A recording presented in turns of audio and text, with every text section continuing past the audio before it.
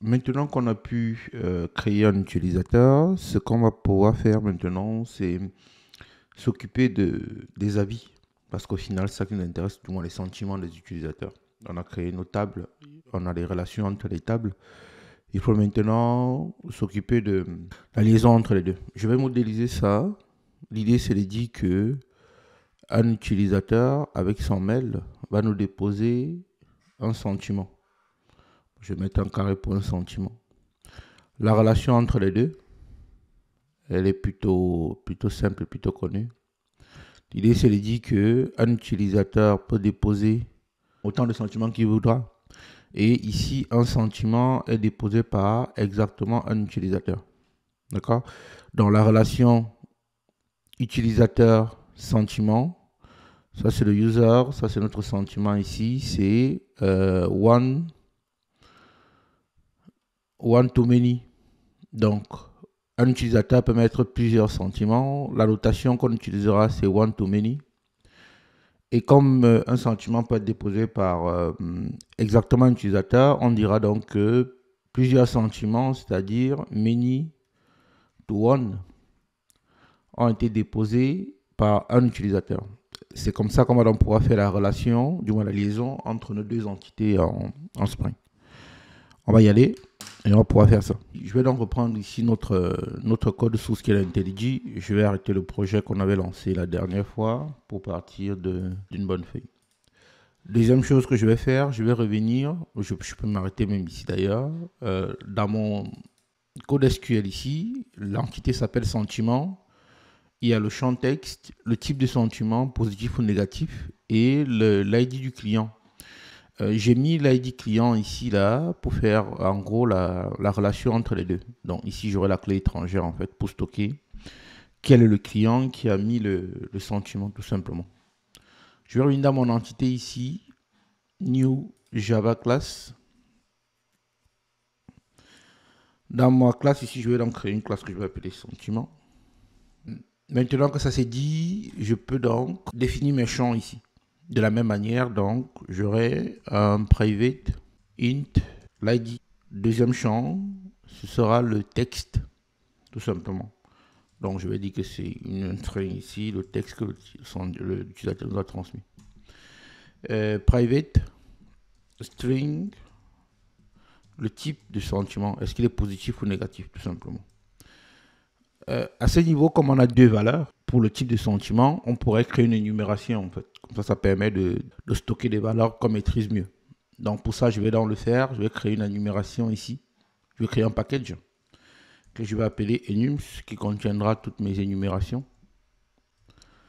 Dans mon package enum ici, je vais donc créer une énumération ici, voilà, que je vais appeler, je ne suis pas trop inspiré, je vais mettre type sentiment. Voilà.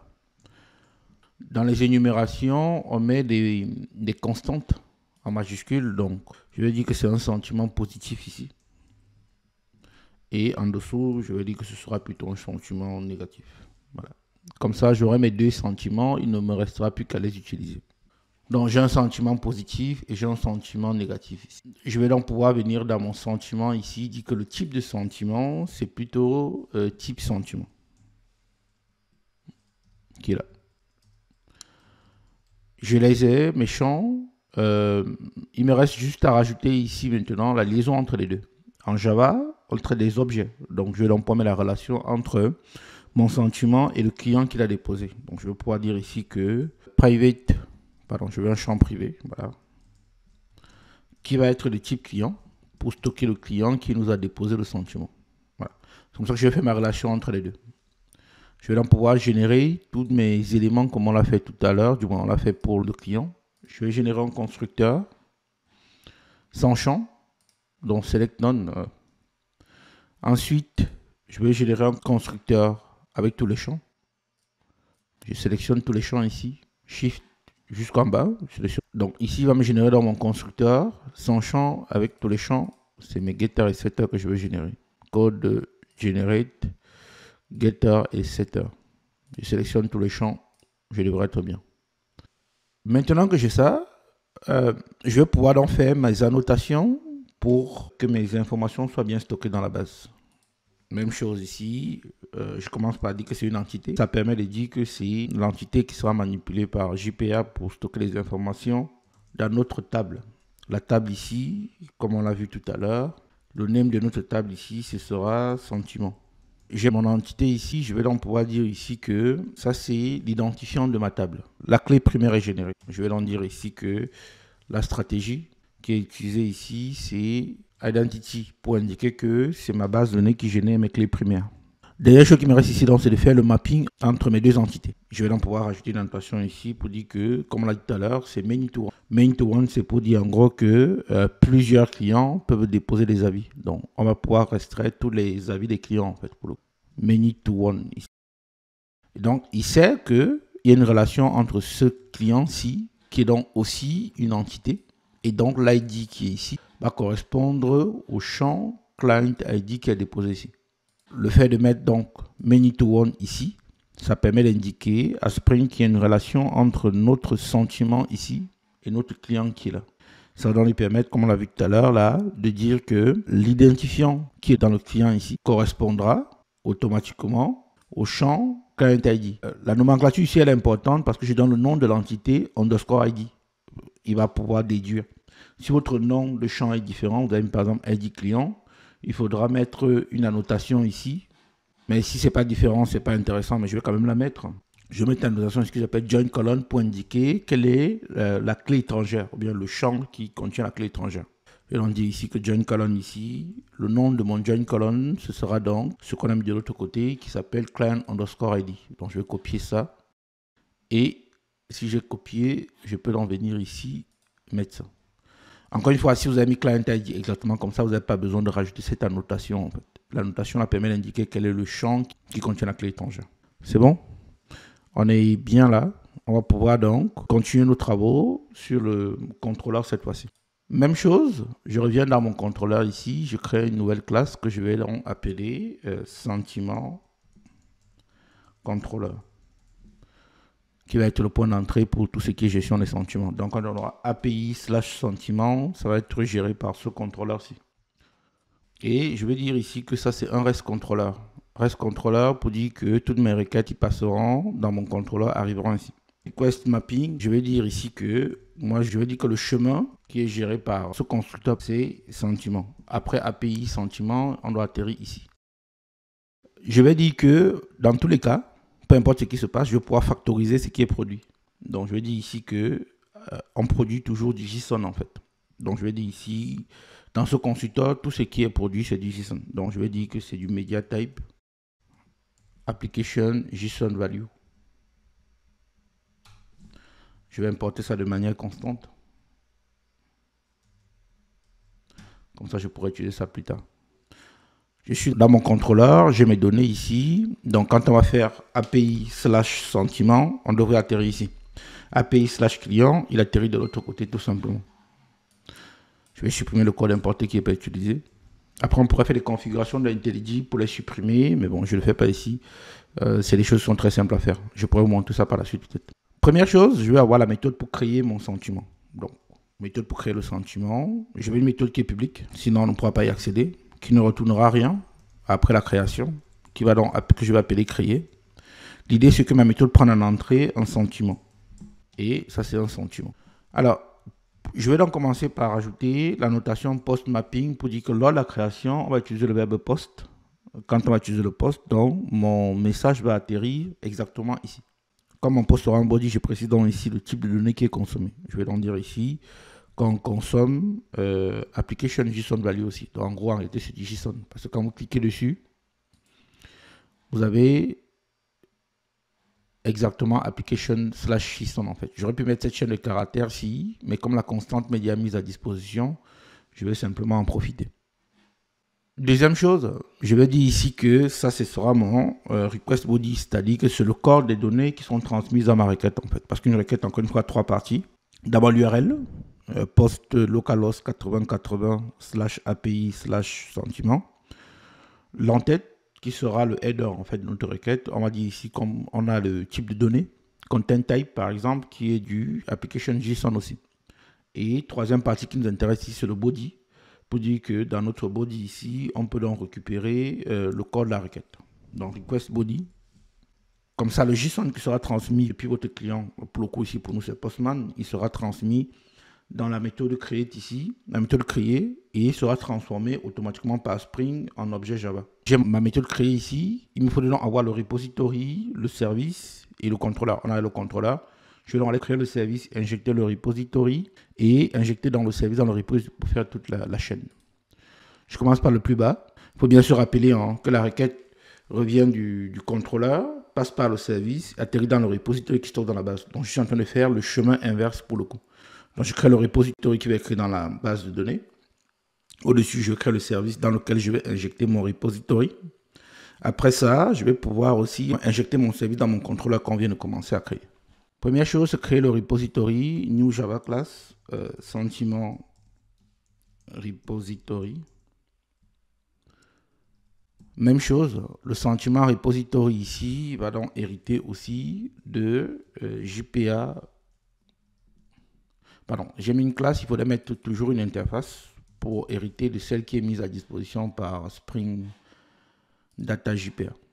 Non, je vais dire ici que c'est un JPA repository. Le premier paramètre, c'est l'entité qui est manipulée, c'est-à-dire l'objet Java. Ce n'est pas la table dans la base de données, encore une fois, c'est l'entité Java qui est manipulée. Donc, je vais en dire ici que c'est le sentiment qui est là. Deuxième paramètre, c'est le type de données de la clé primaire. On a dit que c'est un integer. Quand je fais ça, encore une fois, j'hérite de JPA repository qui lui-même hérite encore d'autres méthodes, par exemple de list CRUD repository. Il hérite encore de CRUD repository qui contient notre save, par exemple, ici, qu'on va utiliser pour enregistrer les données. Je vais pouvoir fermer ce qui est à droite parce que ça ne nous sert pas pour la suite. Deuxième chose, dans mon service, je vais pouvoir créer un sentiment service. Je vais préciser ici que c'est un service. Pour le repository, je n'ai pas besoin de préciser que c'est un repository parce que comme j'hérite de JPA repository, automatiquement Spring sait que c'est un repository. J'aurais pu mettre annotation repository, mais bon, ça sert trop à rien. Je vais pouvoir donc avoir ma méthode publique aussi ici qui ne retournera à rien et qui va permettre donc de créer un sentiment. Bon, je vais dire ici que je vais créer mon sentiment.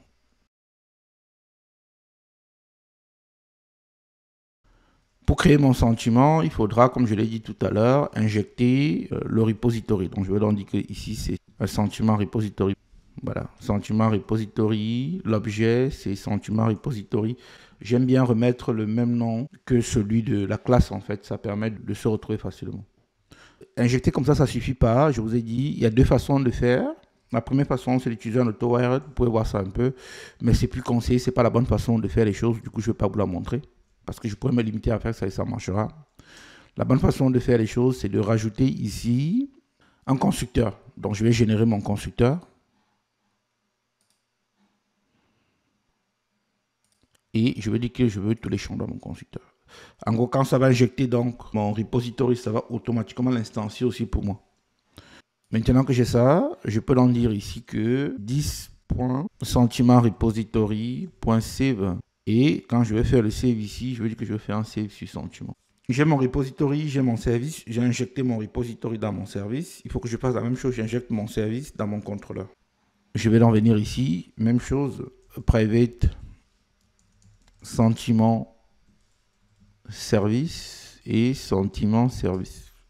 Constructeur à générer.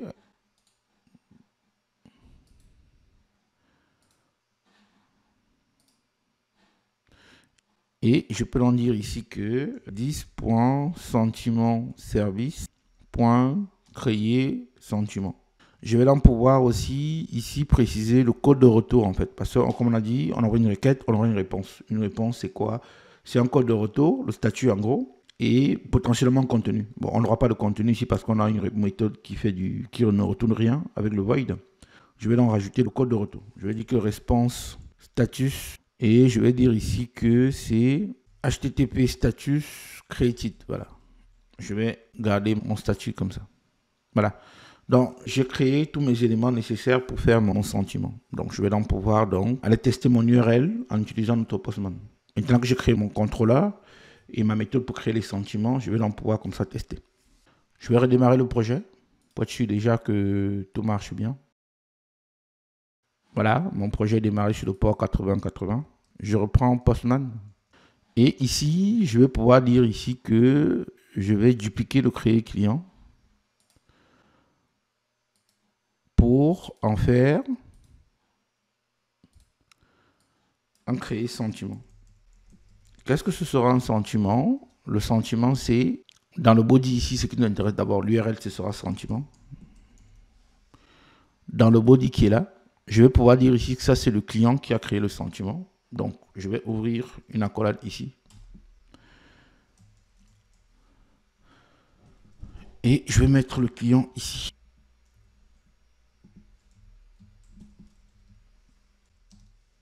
Ça nous permet donc d'imbriquer comme ça nos informations. Deuxième chose que je vais rajouter ici, ce sera le texte. Et le texte que je vais dire, je mets virgule pour bien formater JSON. Si vous voulez, JSON, ça va nous permettre de délimiter les valeurs par des accolades.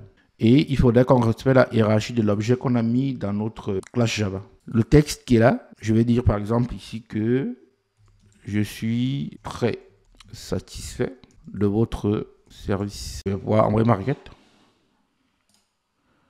J'ai une erreur 500 en interne. Si vous regardez maintenant ici, il vous dit en gros que c'est une erreur qui est possible. Il dit en gros qu'on est en train d'enregistrer une information transiente. Ça veut dire quoi? On a envoyé le sentiment et un client. Sauf que dans le client, il n'y a pas de clé primaire. Il n'y a pas l'identifiant du client qui est en train d'envoyer la requête. D'accord? Comme il n'y a pas d'identifiant, il faut lui dire en fait à Spring de créer à la fois le client et de créer le sentiment en même temps. D'accord? Donc il faudrait donc lui dire à un moment donné, moi je veux que tu fasses les deux en même temps, tout simplement. Pour le faire, donc, ce qu'on va faire, c'est que je vais revenir ici dans mon entité sentiment. Je vais lui indiquer comment faire pour sauvegarder les informations en cascade. Pourquoi en cascade encore une fois? Tout simplement parce que on va sauvegarder le client s'il existe et récupérer l'identifiant du client qui a été sauvegardé et l'injecter comme clé étrangère dans le sentiment. Donc, je vais dire ici, cascade, je vais mettre deux informations. Je vais dire la première, c'est persiste. En gros, ça veut dire sauvegarde le client, récupère sa clé primaire et injecte-la dans la clé étrangère du sentiment. Autre chose que je peux encore faire ici, c'est rajouter du merge. Merge, c'est quoi? Ça veut dire que s'il existe déjà le client dans la base de données, on ne va pas le recréer, on va juste fusionner les informations. On va donc récupérer la clé primaire du client qui existe déjà et injecter comme étant clé étrangère du sentiment. Alors, pour éviter d'avoir des doublons dans notre projet, ce qu'on va faire, c'est que dans le sentiment service ici, avant la création, on m'a demandé au client service de nous créer le client s'il n'existe pas déjà. Et s'il existe déjà, de nous retourner le client. On va donc dire, si le client n'existe pas, on va d'abord rechercher le client. S'il n'existe pas, tu le crées. Et s'il existe, tu nous le renvoies. Alors, première des choses, donc, je vais donc venir ici appeler client service. Moi, j'aime bien repartir les tâches. Comme c'est le client, je vais donc dire au client, crée-nous d'abord le service, sinon renvoie-le. Et ici, je vais appeler client service. Comme j'ai injecté maintenant deux, Spring appelle ça des bins en fait. Tout ce que j'ai annoté par des services et des repositoires, c'est des bins en fait. Un bin, c'est quoi? Une classe qu'on peut instancier. Donc, j'ai mes deux bins ici, là, mes deux classes, mes deux objets que j'ai dans mon sentiment service ici. Je vais mettre à jour mon constructeur. Je vais supprimer l'existant. Comme ça, on pourra injecter les informations. Voilà. Ici, j'ai donc injecté mon client service ici et mon sentiment repository. Alors, qu'est-ce que je veux faire? Je veux obtenir à la fin un client. Client comme ça. Et ça, c'est un client. OK. Je vais donc dire que 10.client service. Je vais l'appeler lire ou créer. C'est une méthode un peu que je crée par moi-même. Hein. Un client. En gros, l'idée, c'est quoi? C'est que à cette méthode, je vais envoyer mon client que j'ai reçu. Donc, sentiment.get client. Et si le client avec ce email existe déjà dans la base de données, on me retourne le client. Si le client n'existe pas, on le crée et on me le renvoie.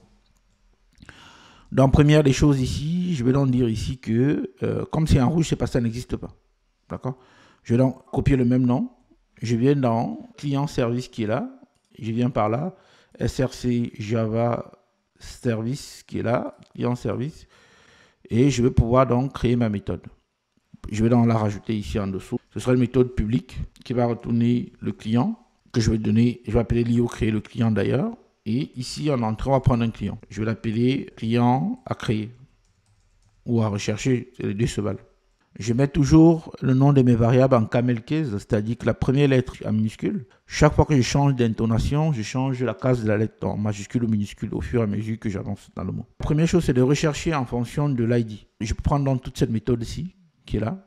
Parce que le créer ne retournait rien, je ne vais pas l'utiliser, mais je duplique un peu mon code volontairement ici, mais on pourrait simplifier en factorisant ce bout de code-là. Je copie ce code-là, je le colle ici. Je dis donc que ici, ce sera client à créer.getEmail. Si le client à créer dans la base est nul, alors on va le créer. Donc ici, on va donc créer le client. Et donc, je vais donc pouvoir dire ici que le client de la base de données va donc prendre cette valeur-ci. À la fin, je pourrais donc retourner le client qui est dans la base de données. En gros, qu'est-ce que j'ai fait ici? Première des choses, j'ai dit en gros que la méthode lire ou créer, qu'est-ce qu'elle va faire? Je cherche d'abord le client dans la base de données en fonction de son email. C'est une méthode qu'on a déjà, qui est dans le repository, qui dit en gros find by email tout simplement. Si le client a créé dans la base de données, on ne fait rien ici. Sinon, on peut donc dire ici qu'on peut retourner le client dans la base de données. Ça nous évite d'avoir des doublons dans notre base de données. Je peux donc venir ici dans mon sentiment, service là, et je vais donc dire ici que le nouveau client qu'il faut utiliser, c'est le client qu'on a reçu de la base de données. Parce que ce client sera plus complet, on aura son identifiant, on aura son email en même temps. Donc ça nous évite d'avoir des doublons. Je peux supprimer la liste ici, je n'en ai pas besoin. Je vais donc pouvoir retester mon projet. Si je relance la requête pour créer mon projet, donc, vous voyez que j'ai un 201 ici, c'est vrai que ça a bien été créé. Je peux remettre un deuxième avis ici qui dit « Je ne suis pas très satisfait de votre service ». Si je teste ça. Donc là, j'ai au moins 2 avis déjà qui sont dans la base de données. Je vais donc pouvoir mettre à jour mon contrôleur pour exposer une API qui permet de lire les sentiments qui sont dans la base de données. Je vais donc revenir ici dans mon contrôleur qui s'appelle sentiment contrôleur ici. Je vais donc créer une méthode publique qui va retourner une liste de sentiments. Je vais l'appeler rechercher, comme ça me recherche éventuellement les sentiments si je passe des paramètres. Je vais donc pouvoir dire comme ça que j'ai besoin d'avoir... Bon, je n'aurai pas de paramètres à passer pour le moment. Autre chose donc que je vais faire ici, c'est que j'ai défini ma méthode. Ce que je vais faire, commencer par rajouter, c'est le verbe qui est utilisé. Nous, ce sera du get mapping. Je n'ai pas besoin de rajouter le produce parce que, comme vous vous souvenez, j'ai mis un produce déjà ici, tout en haut dans le constructeur. Donc, il va produire du JSON pour moi. C'est factorisé, c'est tout en haut. Je vais dire ici que la liste des sentiments, ce sera transmis dans le corps de ma réponse. C'est ça que je mets le response body. Encore une fois, la réponse, c'est le statut, des entêtes éventuellement et surtout un corps de réponse. Je vais donc aller chercher mes sentiments dans mon service. Il faut bien se rappeler que de l'analogie avec le restaurant, le contrôleur appelle le service appelle le repository. Donc, return 10.sentimentservice. Je vais appeler aussi une méthode que je vais appeler recherche. Je n'ai pas de méthode de rechercher, c'est pour ça que j'ai le rouge ici. Il me suffit d'aller dans mon service ici, ou alors si je fais option, je mets ma souris dessus, il va me dire en gros, est-ce que je veux créer la méthode tout simplement quoi. En gros, il va me proposer de le faire. Cerveau IntelliJ est assez bon là-dessus. Je vais lui dire en gros, crée-moi la méthode. Ici, pour créer, je n'ai pas grand chose à faire. Je vais juste appeler mon repository et je vais lui dire find all. D'où vient mon find all? Encore une fois, mon sentiment repository ici. Je vais juste retourner ça là-bas. Mon sentiment repository qu'on a ici. OK, il va hériter des JPA repository. Je vais dedans. C'est des méthodes qui sont mises à disposition par Spring. Vous voyez qu'il y a le list CRUD repository ici. Et il y a un find all qui est là. Donc, c'est ce find all qui est utilisé déjà parce que c'est mis à disposition par Spring pour nous. Je vais redémarrer mon projet. Je vois que je n'ai pas besoin d'aller dans ma base de données pour voir ce qui se passe dans ma base. Il me suffit d'écrire les bonnes méthodes qui sont exposées sous forme d'API. C'est comme ça que la plupart des méthodes ou bien des API sont écrites et exposées. Je vais revenir ici, je vais dupliquer, clique sur les 3 points, dupliquer, et je vais rechercher cette fois-ci les sentiments. Si je fais ma requête ici, il faudrait que ce soit recherché, ça c'est quoi, get API sentiment. Tant mieux. Voilà, rechercher, ça c'est rechercher mon sentiment. Je dis que je vais rechercher mon sentiment ici. Vous voyez donc que j'ai le même utilisateur ici Achille Bouguing, avec l'ID 4 qui est là, qui a mis 2 sentiments. Là, on est plutôt bien.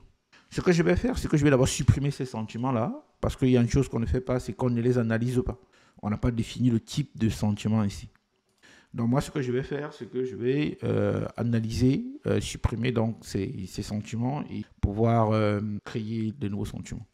Alors pour ça, je vais juste faire un petit aparté pour vous expliquer un peu ce que c'est une route qui est dite RESTful en fait. Alors je vais reprendre le Jamboard qu'on avait tout à l'heure et on va pouvoir comme ça faire nos petites requêtes pour tester, voir comment ça marche. Chaque fois que vous avez une requête que vous envoyez, une requête généralement commence par un verbe. Donc on a vu qu'il y a le verbe get, on a le verbe post. On a dit qu'on voulait supprimer les différents avis ou les sentiments qui ont été déposés par l'utilisateur. Je vais commencer par dire ici que je veux un delete. Ça, ce sont nos verbes. On peut aussi avoir le verbe put qui va être utilisé pour les modifications. Autre chose que je vais donc dire ici, c'est que en plus du verbe, donc, on va donc pouvoir indiquer, par défaut dans le navigateur, quand vous allez par exemple sur un site, peu importe le site, le verbe qui est utilisé par défaut, c'est le verbe get. Donc, comprenez-le comme étant le verbe par défaut. Il y aura toujours au départ notre DNS. Pour le coup, ici, c'est localhost 2.80.80. Ce n'est pas la partie qui nous intéresse le plus, mais parce que c'est une partie qui revient tout le temps. On a dit qu'on préfixait toutes nos URL par API. C'est ce qu'on a mis dans le serveur config. Première chose ici, c'est le sentiment. Si vous n'avez pas de paramètres, ça marche très bien. Nous, ce qu'on veut faire, c'est le delete ici. Donc, l'API ici, c'est API. Par exemple, je vais supprimer le sentiment numéro 3 ou numéro 4. Je vais donc dire ici que le sentiment ici, c'est le numéro 3. L'idée, c'est de dire donc que chaque fois que vous avez une route, il faudra que ce soit assez précis en fait, ce que vous voulez écrire. Il n'y ait pas d'ambiguïté. Donc ça, c'est mon chemin, ou bien ma route aussi, sentiment numéro 3. Par exemple, je dis que je vais lire le sentiment numéro 3 ici, je vais en faire API /sentiment /numéro 3. Cette requête-ci retourne une liste de sentiments. Par contre, celle-ci ne retourne qu'un seul sentiment en fait, parce qu'on a bien précisé l'ID qu'on veut. Le post ici, il n'est pas possible, ou bien il n'est pas envisageable d'avoir un API /sentiment je dis 4 par exemple, quoi. Ça, c'est pas possible. Pourquoi? Ça veut dire que vous avez déjà l'ID de votre élément. Or, c'est pas possible. Le post, c'est lui qui doit créer l'ID pour vous, en fait. Donc, votre post doit toujours s'arrêter à la racine de l'objet que vous voulez manipuler. Par contre, avec le put, on pourrait le faire. On pourrait dire ici que je vais faire l'API sentiment numéro 3. En gros, ça veut dire que je vais modifier le sentiment numéro 3. Et je pourrais donc passer dans le corps de ma requête toutes les informations que je vais mettre à jour dans notre sentiment. Le sentiment et toutes les informations mises à jour.